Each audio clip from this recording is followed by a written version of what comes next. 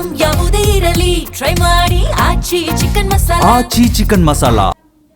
ರಾಜ್ಯದೆಲ್ಲೆಡೆ ಎಸ್ಐಆರ್ ನೋಂದಣಿ ಬಲು ವೇಗವಾಗಿ ಸಾಗ್ತಾ ಇದ್ದು, ಇತ್ತ ಚಿಕ್ಕಬಳ್ಳಾಪುರ ಜಿಲ್ಲೆಯ ಶಿಡ್ಲಘಟ್ಟ ವಿಧಾನಸಭಾ ಕ್ಷೇತ್ರದ ಕಾಂಗ್ರೆಸ್ ಮುಖಂಡ ಪುಟ್ಟು ಆಂಜಿನಪ್ಪ ನೇತೃತ್ವದಲ್ಲಿ ಎಸ್ಐಆರ್ ಮತದಾರರ ಪರಿಷ್ಕರಣೆ ಸಭೆಯನ್ನ ಶಿಡ್ಲಘಟ್ಟ ತಾಲೂಕಿನ ಅಚ್ಚಕದೀರಿನಹಳ್ಳಿ ತೋಟದ ಮನೆಯಲ್ಲಿ ಸಭೆಯನ್ನ ಆಯೋಜನೆ ಮಾಡಲಾಗಿತ್ತು.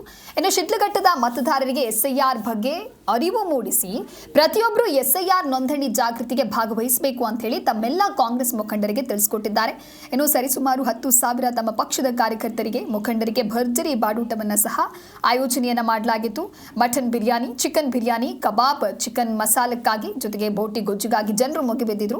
ಇನ್ನು ಎಸ್ಐಆರ್ ಮತದಾರರ ಪರಿಷ್ಕರಣೆ ಸಭೆಯಲ್ಲಿ ಭರ್ಜರಿ ಬಾಡೂಟ ಕಾಂಗ್ರೆಸ್ ಮುಖಂಡ ಪುಟ್ಟು ಆಂಜಿನಪ್ಪ ತಮ್ಮ ತೋಟದ ಮನೆಯಲ್ಲಿ ಈ ರೀತಿಯಾಗಿ ಆಯೋಜನೆಯನ್ನ ಮಾಡಿದ್ರು.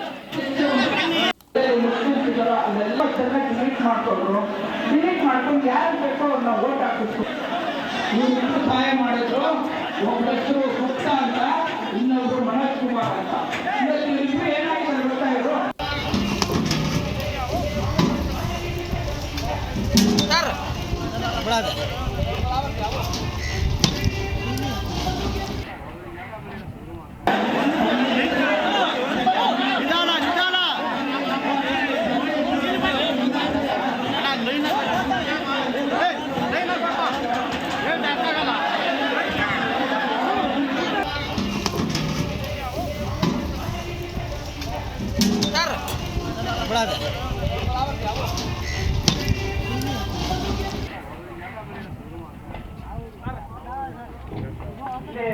ಎಸ್ಐಆರ್ ಮತದಾರರ ಪಟ್ಟಿ ಪರಿಷ್ಕರಣೆ ಸಭೆಯಲ್ಲಿ ಭರ್ಜರಿಯಾದಂತಹ ಬಾಡೂಟವನ್ನು ಹಾಕಿಸಲಾಗಿದೆ.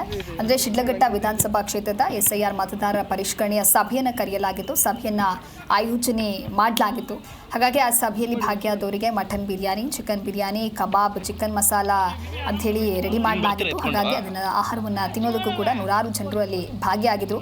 ಒಟ್ಟಾರೆಯಾಗಿ ಎಸ್ಐಆರ್ ಬಗ್ಗೆ ಅರಿವು ಮೂಡಿಸೋದಕ್ಕೆ ಪ್ರತಿಯೊಬ್ಬರು ಎಸ್ಐಆರ್ ಅನ್ನ ನೋಂದಣಿ ಜಾಗೃತಿಗೆ ಭಾಗವಹಿಸಬೇಕು ಅಂತ ಹೇಳಿ ಕಾಂಗ್ರೆಸ್ನ ಮುಖಂಡರಿಗೆ ಅಲ್ಲಿ ಕರೆ ಕೊಡಲಾಗಿತ್ತು.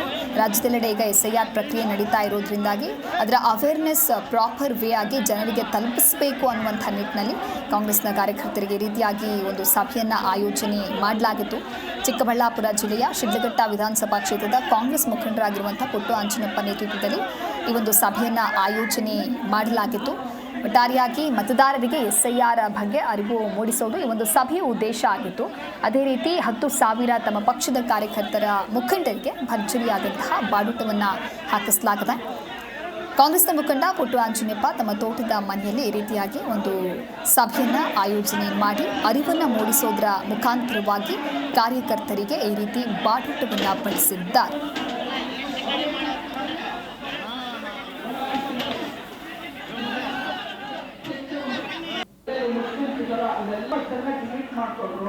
ಡಿಲೀಟ್ ಮಾಡ್ಕೊಂಡು ಯಾರು ಬೇಕೋ ಅವ್ರನ್ನ ಓಟ್ ಹಾಕಿಸ್ತು. ಇವ್ರು ಸಹಾಯ ಮಾಡಿದ್ರು. ಒಬ್ಬರು ಸುತ್ತ ಅಂತ, ಚುನಾವಣಾ ಆಯೋಗದ ಒಂದು ಭಾಳ ಜವಾಬ್ದಾರಿತ ಒಂದು ನಡೆ. ಇದಕ್ಕೆ ಭಾಳಷ್ಟು ಎಚ್ಚರಿಕೆ ವಹಿಸಬೇಕು. ಪ್ರತಿಯೊಬ್ಬ ಮತನೂ ಸಹ ಸಿಂಧು ಆಗಬೇಕು, ಯಾರೊಬ್ಬರಿಗೂ ಸಹ ಮತ ಇಲ್ಲದಂತೆ ಆಗಬಾರ್ದು ಅಂತೇಳಿ ಕಾಂಗ್ರೆಸ್ ಪಕ್ಷದ ವರಿಷ್ಠರ ಸಂದೇಶ.